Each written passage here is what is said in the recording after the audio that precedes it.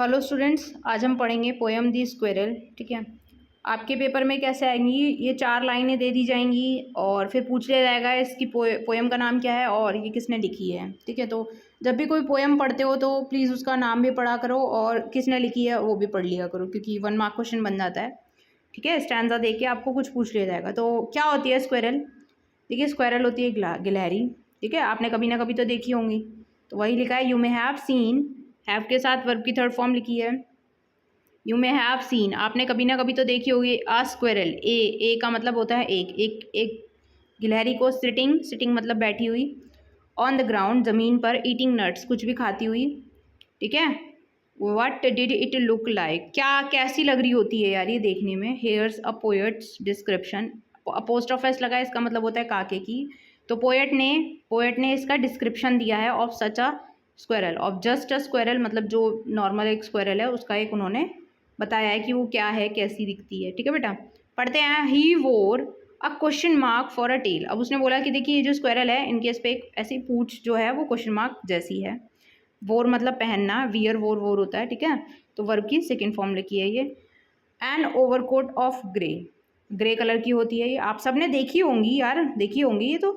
ही set up, बैठता है, straight to eat नट, और एकदम सीधा बैठता है खाने के लिए सीधा बैठता है। सिट की सेकेंड फॉर्म लिखी है।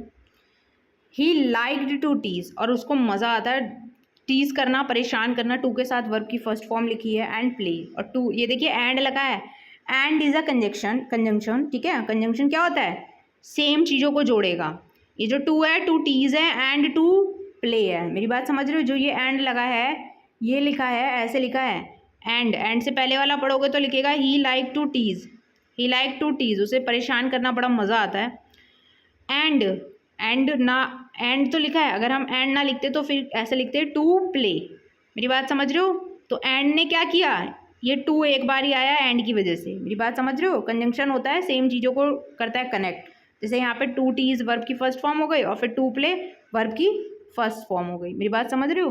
तो एंड कंजंक्शन होता है जो सेम चीज़ों को जोड़ता है सब्जेक्ट प्लस वर्ब के साथ। ठीक है बेटा, तो ये रहा सब्जेक्ट, ये इसकी वर्ब हो गई। ठीक है, मज़ा आता है उसे छेड़ने में और खेलने में। And if we ran around his tree, और अगर हम इसके पेड़ के पीछे भागते हैं ना, he went the other way, और ये क्या करता है, फिर भाग जाता है। तो नॉर्मल पोएम है, एकदम छोटी सी पोएम है, बस बताया है कि हमारी जो गिलहरी जी होती हैं ये कैसे क्या करती हैं, कैसे भागती फिरती हैं रहती हैं।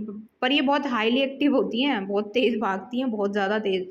शायद ही कोई भागता होगा इनके जितना तेज़, मतलब इनके छोटे साइज़ में कोई ऐसा ही होगा जो भागता होगा। तो इसको दोबारा पढ़ लो एक बारी, वैसे तो नॉर्मल पोएम थी। ठीक है बेटा, इनके नाम पढ़ लेना ज़रा, ये आर्मस्ट्रॉन्ग के।